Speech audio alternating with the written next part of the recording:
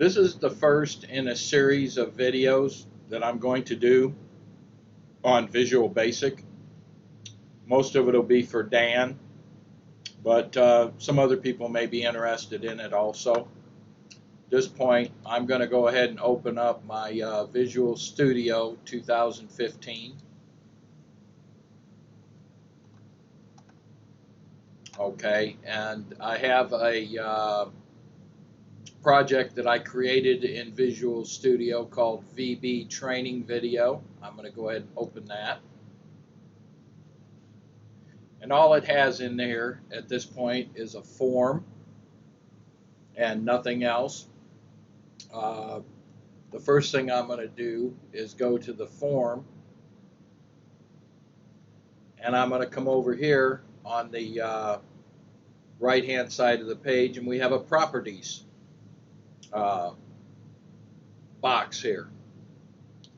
Now, the first thing that I usually do is I will rename the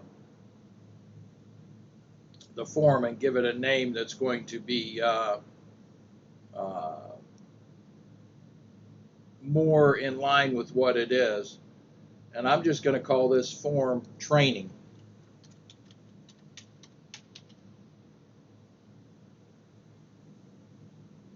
Okay, so now we have a form called Training. We have all sorts of different different controls here in the properties that we can do.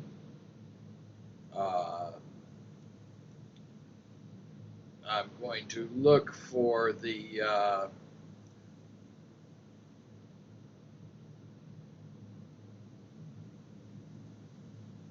text. Here it is, the text, and I'm going to change the text to Training.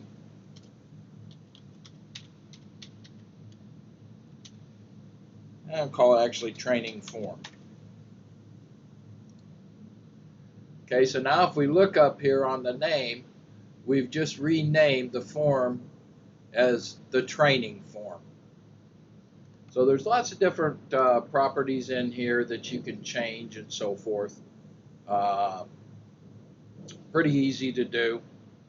I'm not going to go through all of them, but we will use some of them as we go on with the tutorial.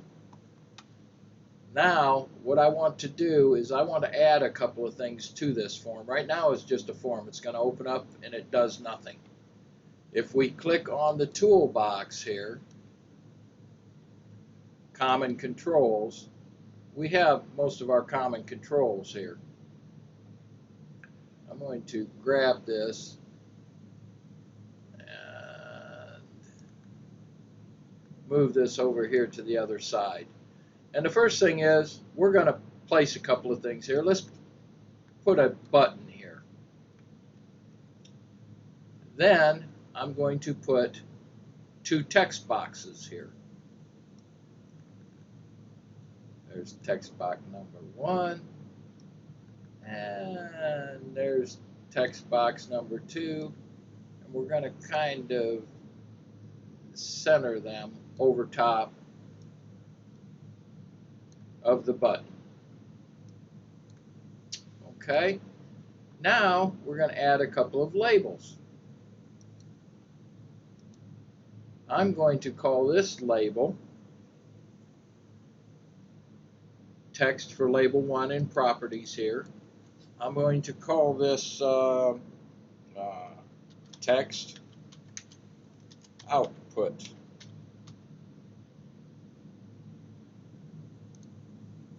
Now again, I'm going to put that around and kind of center it up. That's all right. Now I'm going to add another label.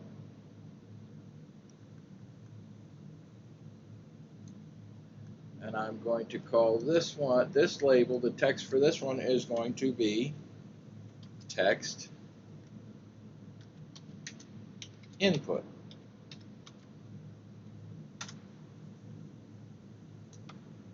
Okay, so now we've got the basic stuff that we're going to put in here for this particular video.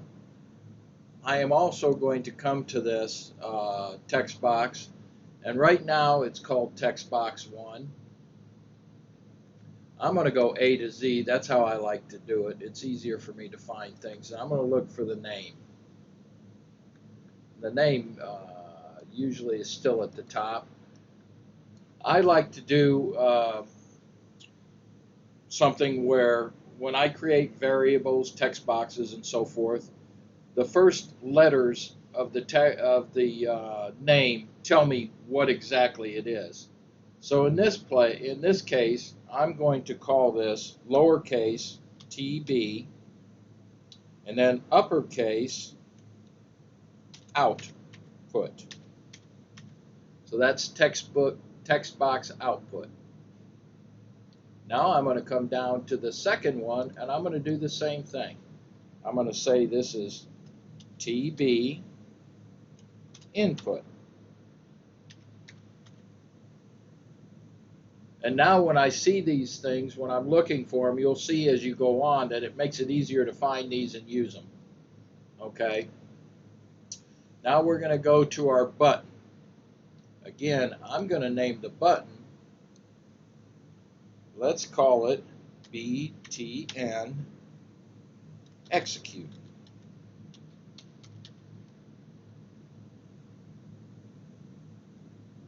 Then I'm going to come down here and find the text, and I'm going to change the text to execute.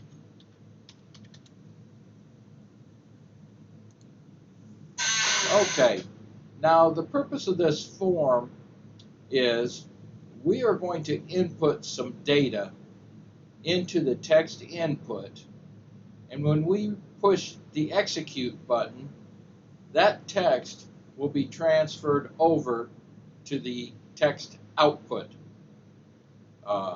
text box. So how are we going to do that? We're going to do that by writing code for this execute button. To do that, I'm going to double click on the execute button. That will take us to the code. Now there's a lot of things in here, and a lot of it I don't normally use, so I'm not going to explain it at this point. I'm going to move this out of our way.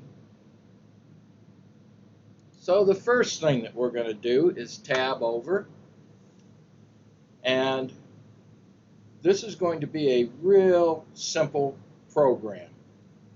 When we execute this, we're going to tell this that text box output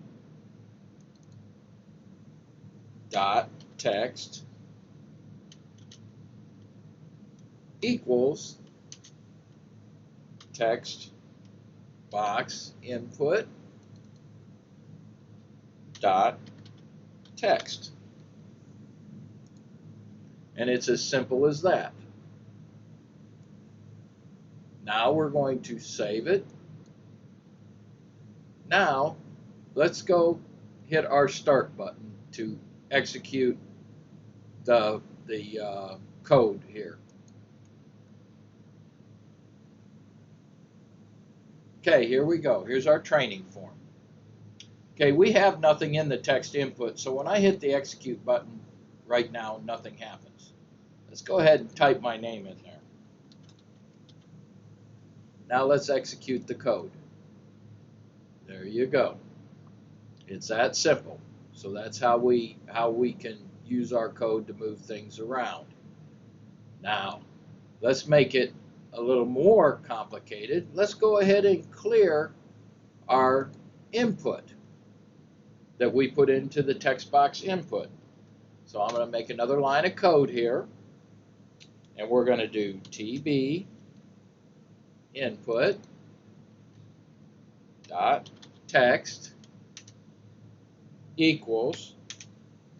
Now for a string, what we do is we use quotation marks around a string. So in this case, it goes ahead and creates double quotation marks. Now there's nothing in between those, So what should happen is whatever text is in this text input text box should become nothing after this. So let's go ahead and save this again, and let's start it again. Okay, let's put some input in here. Let's say Brad again. Now let's execute, and look, our text input is now cleared. So if we want to enter something different in there, we can. Okay, we're going to close that back up again. This is a real simple form with just a couple of text boxes and how to move things around in a program. Now we're going to make things a little more complicated. We are going to create some variables here. So the first thing I'm going to do is go ahead and delete what we have in there. So now we're going to create a string variable. Okay, so we're going to say it's S text input as string. And I'm sorry, I forgot at the beginning of this you need to use the DIM statement. Okay, enter. Okay, the reason we got a green line is it has not been used in the code yet. So now, what we're going to do is we're going to put whatever was entered into the input text box into this variable. So we're going to say S text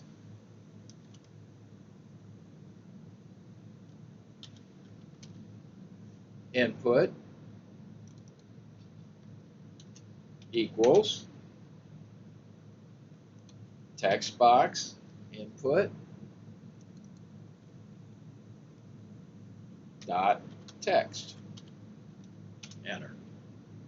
Now we're going to take that input data that's in text input and put it into our output box. So we're going to say text box out dot text equals S text input.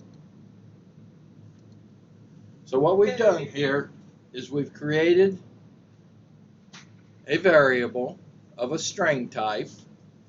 We're going to put whatever is in this text box into that variable, and then we're going to put that variable into our output text box. So let's go ahead and save it and start it. Okay, now we're going to put our text input. We're going to put my name again. There we go. Now we're going to hit the execute button, and there it is. My name is in the text output box.